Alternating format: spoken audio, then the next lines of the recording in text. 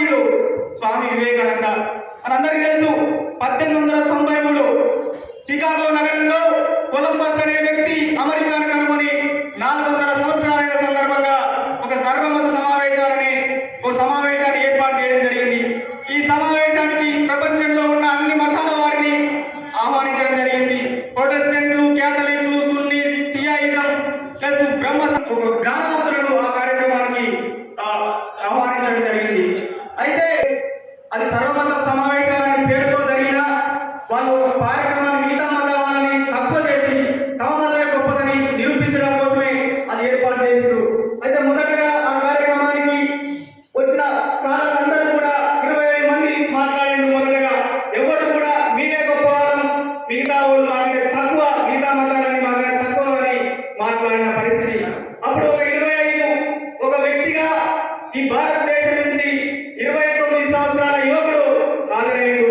ఆ ఉపన్యాసం ప్రారంభించడంతోనే sisters and brothers of America అని తన ఉపన్యాసాన్ని ప్రారంభించాడు. అతను ఉపన్యాసం ప్రారంభించడంతోనే కరతాళ ధ్వనులతో ఆ సభ మారిపోయింది. ఈ విధంగా అన్ని మతాలకు, అన్ని ధర్మాలకు తల్లి అనదగ్గ సనాతన ధర్మం పేరు మీద మీకు అభినందనని ఆ మహాసభలో ప్రకటించడం జరిగింది. ఈ విధంగా ఆ సమావేశం ముగిసే వరకు మతం అంటే ఒక విశిష్టమైన నిర్వచనాన్ని ఇవ్వడం జరిగింది. నదులు ఏ విధంగానైతే వివిధ మార్గాల ద్వారా ప్రయాణించి సముద్రంలో కలుస్తాయో అన్ని మతాల సారాంశం కూడా వారు పూజించే విధానం వేరైనా అన్ని మతాల సారాంశం ఒకటే అని ఆ సమావేశంలో వెలుగెత్తించాలి. 4000 మంది స్కాలర్లను ఒక విమానంలో ఎక్కించుకొని విమానాన్ని మార్గ మధ్యలోనే భారతదేశానికి తీసుకొచ్చిన తుఫాన్ హైందవ సన్యాసి స్వామి వివేకానంద. స్వామి వివేకానంద ఒకటి ఉద్యమంలో లేండి మేల్కొండి గమనించేది వరకు విస్తరించకండి అన్న ఒక ప్రకటమైన సింహ గర్జనలతో నాడు యువకులు అనేక మంది స్వాతంత్రోద్యమంలో గర్జించారు. మరి మహాత్మా గాంధీ మనకు తెలుసు, చాలా సందర్భంలో చెప్పిండు, my patriotism increase 1000 fold because of Swami Vivekananda. నా యొక్క దేశభక్తి 1000 రెట్లు పెరగడానికి కారణం స్వామి వివేకానంద అని. విధంగా రవీంద్రనాథ్ ఠాగూర్ నోబెల్ బహుమతి గ్రహీత, ఆయన కూడా చెప్పిండు, if you want know India you study Vivekananda.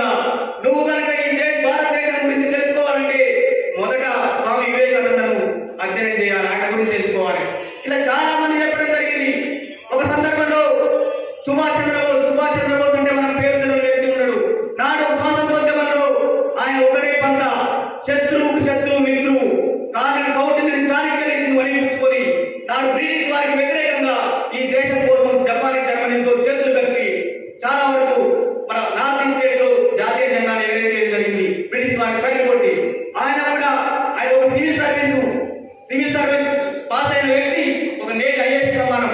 ఈ దేశం కోసం ఆ సివిల్ సర్వీస్ ఎగ్జామ్ పాస్ అయి ఒక కలెక్టర్ స్థాయి ఉన్నారని రాజీనామా చేసి ఈ దేశ స్వాతంత్రోద్యమంలో సింహాన్ని కదిలించడం జరిగింది.